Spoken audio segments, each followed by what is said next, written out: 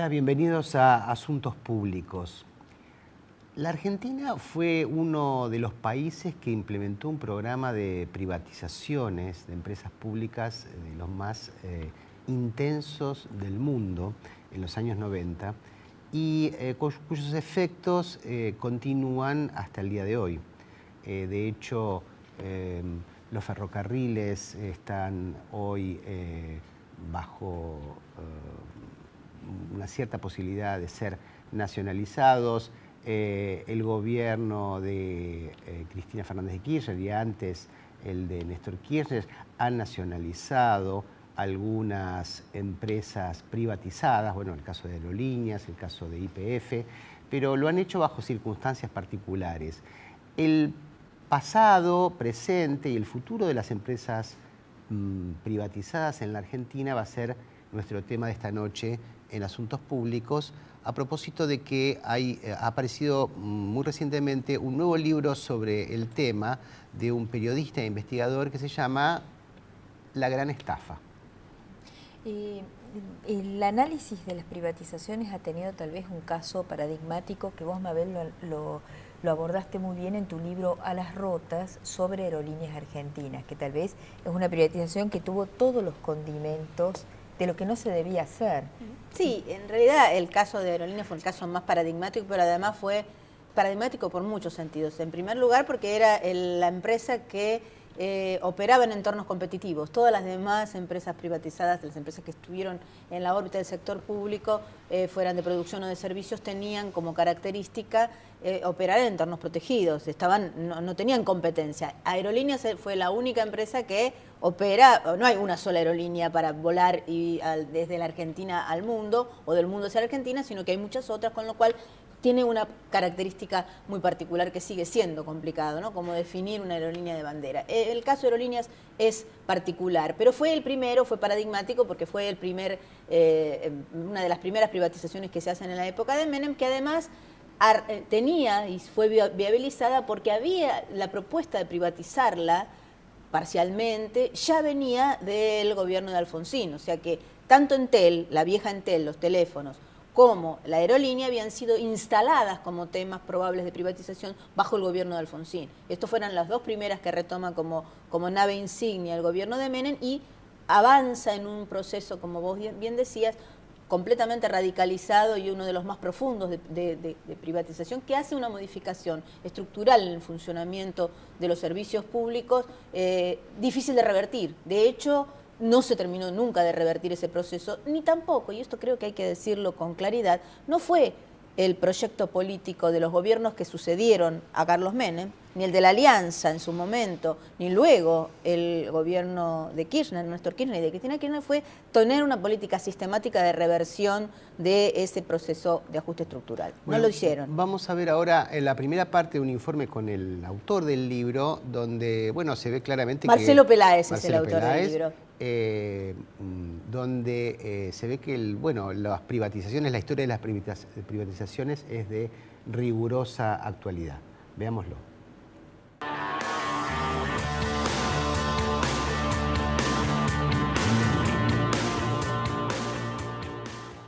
Nada de lo que deba ser estatal permanecerá en manos del Estado. Patrón de circo, mi gran amigo Carlos Saúl I, necesitaba guita. Y entonces, para hacer guita, lo que mejor se le ocurrió fue vender algunos recuerdos de familia, como Entel, Aerolínea, la Ruta 2 y alguna que otra chuchería. Ni Aerolíneas Argentinas, ni Entel, ni ninguna de estas empresas eran joyas de la abuela. Estas empresas eran causas de pérdidas, causas de empobrecimiento de los argentinos. Básicamente yo planteo en el libro que los prolongados apagones a los que nos someten las energéticas, especialmente en el verano, los cortes de gas a las industrias, la tragedia ferroviaria de Once, las napas contaminadas, porque hay distritos del conurbano donde se ha llegado a tomar agua potable, entre comillas, con elevados porcentajes de nitratos y nitritos, sustancias altamente tóxicas, no son hechos aislados,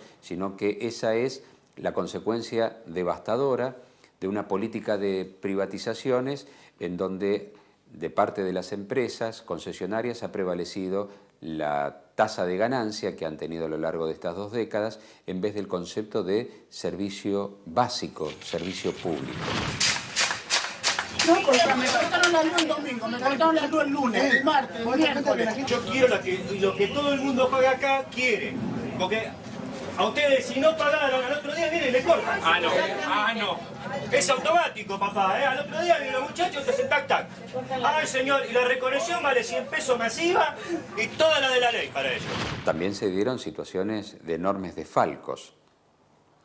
Un caso puntual es el de los españoles de Marsans, uno de cuyos dueños en estos días está negociando salir de prisión. Le habían fijado una fianza de 10 millones de euros, pidió bajarla luego a 5 millones de euros en la actualidad. Lo cierto es que los directivos de Marsans hasta estos días estaban presos por desfalcos que cometieron contra el propio Estado español, y particularmente uno de ellos está vinculado con su gestión en Aerolíneas Argentinas. La SEPI, esa sociedad española de ayuda a las compañías españolas, particularmente en el exterior, oportunamente le dio 2 tramos de dinero en préstamo o en calidad de subsidio a Marsans para capitalizar Aerolíneas, y todo como consecuencia de una gestión que hizo Néstor Kirchner ante el por entonces presidente Aznar. Un tramo de 348 millones de dólares y otro de 400 millones de dólares. Esos más de 700 millones de dólares que tenían que venir a Aerolíneas para capitalizar la empresa, para recuperar rutas que se había llevado Iberia en un principio, para la compra de aviones y la mejora de la flota. Bueno, esa plata nunca llegó a la Argentina. Fue redireccionada por Marsans hacia Aircomet, otra de las compañías de ese grupo. Bueno, ahí tenés un caso concreto de desfalcos financieros no controlados. Funcionarios que estaban encargados en principio de controlar a dónde iba a parar la plata, nunca lo hicieron. Un caso puntual de las negociaciones que hay entre privados y el Estado para recomponer negocios y mejorar la política de tasa de ganancia a la que apuntan estas empresas concesionarias, se da en el caso de las concesiones viales, donde no solo se les han prorrogado, de hecho, sanción ficta, le llaman en la unidad de renegociación de los contratos, que depende del Ministerio de Planificación. Directamente, una vez vencidos los contratos, se extendieron los contratos con promesa de llamar a licitación. Pero esto fue sucediendo en un pedaleo permanente hasta que nuevamente son adjudicados los corredores viales, las rutas nacionales. Y este aquí que se da el escandaloso caso de que se le condonan multas millonarias a cambio de futuras inversiones, pero inversiones que tendrían que haber hecho mediante los pliegos de concesión. Esto es, inversiones que tenían que haber hecho de acuerdo a lo que tenían pactado en los pliegos de licitación. No lo hicieron, les aplican multas, se las condonan a cambio de inversiones a futuro, las mismas inversiones que tenían que haber hecho cuando tomaron la concesión. Bueno, este tipo de casos ha venido sucediendo repetidamente, particularmente en el caso de las concesiones viales. Hablábamos recién de los españoles de Marsans, pero los de Repsol también hicieron sus pingües negocios, porque fíjate vos, en el año 2002 la producción de petróleo con Repsol a la cabeza de YPF era de 44 millones de metros cúbicos anuales. 10 años después, de 34 millones de metros cúbicos. Vamos al nivel de reservas petroleras, era de 448 millones de metros cúbicos en 2002, en plena operatoria de Repsol. En 2012, 20% menos. Y todo en un contexto de crecimiento de la actividad económica. En la actividad petrolera hay expertos que dicen Repsol, los únicos oleoductos que construyó fueron desde la costa de Santa Cruz hacia el mar con el propósito de exportar. Entonces se dio el absurdo de que un país que, si bien tenía un horizonte de 30 años de reservas petroleras, no había sido antes un país exportador de petróleo. Y sí se convirtió durante la administración Menem y después. ¿Por qué? Porque se permitió que Repsol convirtiera a YPF en una empresa exportadora, donde la renta petrolera nunca se había ido desde la presidencia de Figueroa Alcorta en el siglo XIX. Sin embargo, se empezó a ir a partir de la administración Menem. Bueno, acá están las consecuencias, la necesidad de salir a buscar petróleo en el exterior, porque la Argentina hoy no tiene el autoabastecimiento necesario para semejante crecimiento de la actividad económica que hubo a lo largo de estos 10 años de kirchnerismo.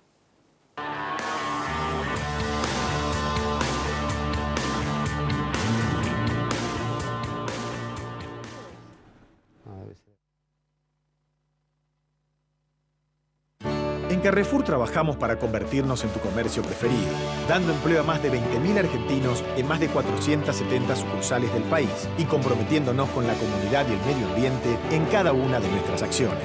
Actuamos hoy para vivir mejor mañana. Eso es para nosotros Carrefour Sustentable, nuestra forma de ser. Sumate. Con Claro, tenés todo Internet por apenas $1 por día. Usa WhatsApp, Facebook, Twitter, YouTube, Google y mucho más. Claro con tarjeta, rinde más.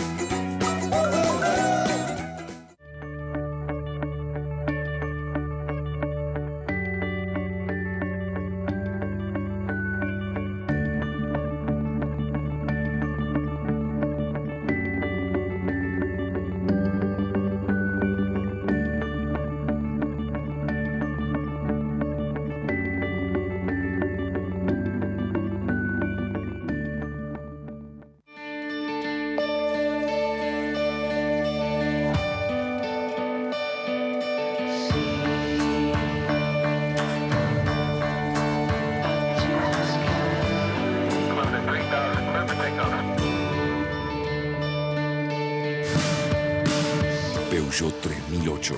Descubrí nuevas alturas.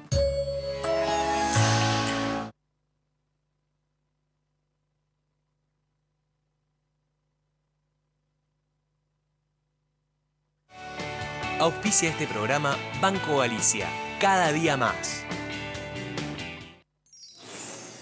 Un seguro de vida te permite disfrutar de la tranquilidad que solo se consigue al saberse protegido. Porque cuidará a quienes más querés cuando vos no estés para hacerlo. Encontrá tu seguro en cualquiera de las compañías integrantes de Avira. www.avira.org.ar. Asociación de Aseguradores de Vida y Retiro de la República Argentina. ¿Todavía recibís tu resumen de cuenta en papel? Utilicemos el papel solo para lo que vale la pena. Ingresa hoy a itaú.com.ar y colabora con un mundo más sustentable solicitando tu resumen digital. El mundo cambia. Itaú cambia con vos. Itaú, hecho para vos.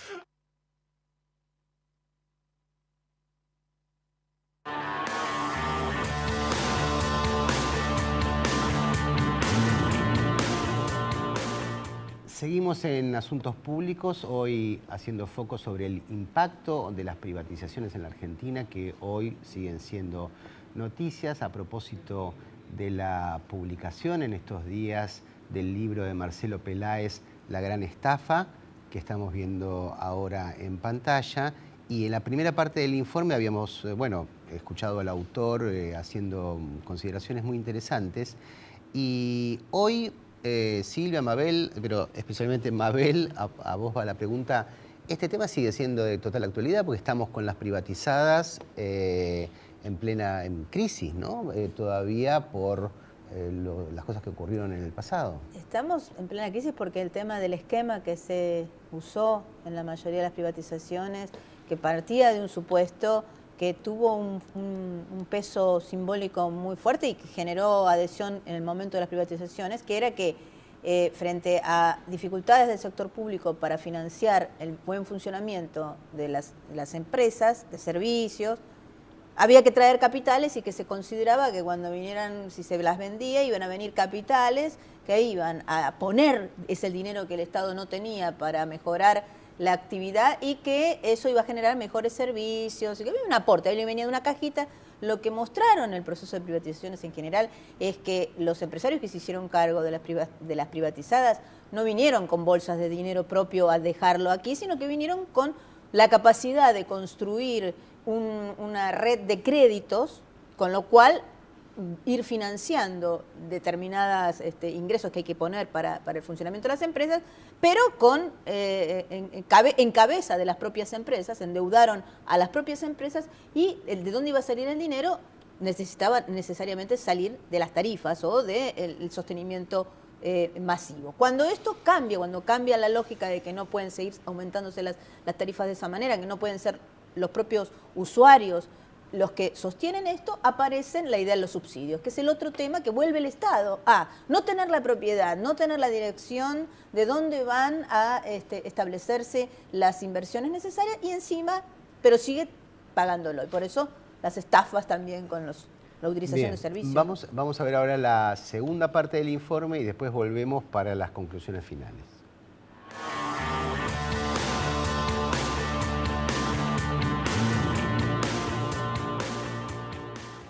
Particularmente en el caso de las empresas gasíferas ha ocurrido algo similar. La producción de gas también ha disminuido a lo largo de los últimos 10 años. Si bien no en los mismos términos de baja de producción petrolera, la producción de gas disminuyó apenas un poquito menos, pero lo cierto es que todo se produce en un contexto de crecimiento de la actividad económica. Por lo tanto, la Argentina sale a comprarle gas a Bolivia, pero también tiene contratos de exportación a Chile y a Brasil. Y sucedió que Brasil inicia una demanda meses atrás por la falta de provisión del fluido, porque le fue cortado.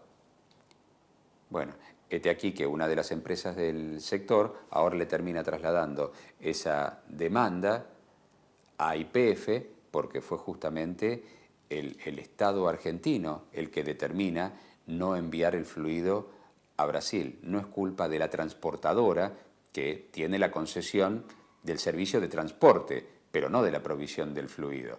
Bueno, esa empresa termina demandando al Estado argentino, en este caso particularmente a YPF.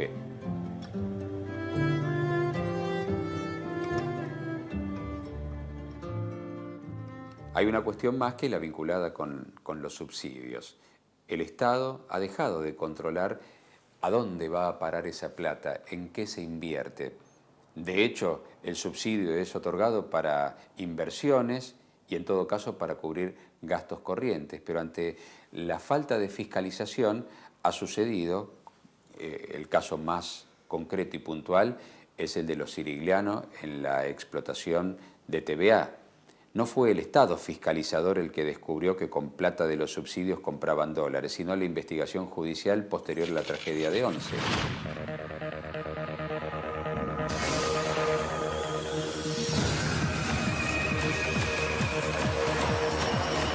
¿Ese servicio aceptable? Es 50 muertos es aceptable. 50 muertos es aceptable. Nadie podrá establecer si con esos dólares salieron del país a montar otras empresas, pero lo cierto es que en los últimos años también los siriglianos se hicieron fuertes en el transporte de personas en la península de la Florida, en los Estados Unidos, porque allí montaron empresas de transporte de alta gama. Otra vez, el Estado fiscalizador no cumple con su función, mucho menos a la hora de averiguar a dónde van a parar los subsidios. El caso de los Sirigliano es un caso testigo. Compraban dólares con plata de los subsidios en lugar de volcar ese dinero al mejoramiento de los servicios ferroviarios. En definitiva, cuando uno observa la conducta de muchas empresas privadas, toma conocimiento de que hay un patrón común, una matriz similar en todas. Prevalece la tasa de ganancia por encima del concepto básico de servicio público. ¿Quién lo paga? La gente, los usuarios. Y no dobla la rueda. Vos sabés que no va a frenar. Si hay un hilo conductor entre falta de fiscalización y corrupción, eso lo tendrán que averiguar los encargados de investigar.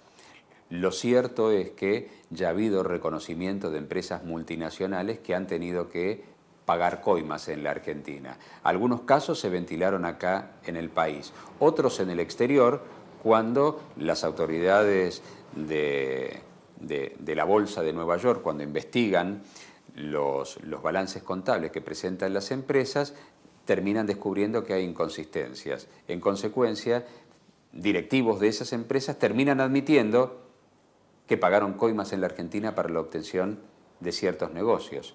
Bueno, si lo han hecho a lo largo de estos últimos años, a las pruebas nos remitimos porque los propios directivos de esas compañías lo terminaron admitiendo. Y fuera de todo eso, hay quienes, después de estos escandaletes, en lugar de seguir litigando con la Argentina, buscan continuar haciendo negocios.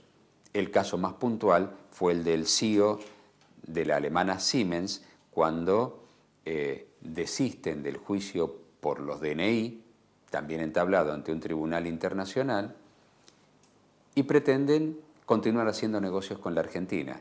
El propio CEO de Siemens dijo en una visita acá a nuestro país, en la Casa Rosada, no es bueno litigar contra nuestros clientes, porque eso nos priva de continuar haciendo negocios. Bueno, ahí tenés el caso. En el aspecto personal, mientras fui haciendo el libro, descubrí que había muchos documentos elaborados por investigadores, académicos en unos casos, en otros casos por parte de la Auditoría General de la Nación, de la Sindicatura General de Empresas Públicas, y todos los casos respondían a la misma matriz: la falta de control, la falta de fiscalización, el hecho de ver cómo dineros públicos se van por una rejilla hacia una cañería que nadie controla. Y lo que es aún peor, en el caso de muchas concesiones, se dejó librado al absurdo de que los propios concesionarios definieran el plan de inversiones, algo que el Estado nunca debió haber abandonado.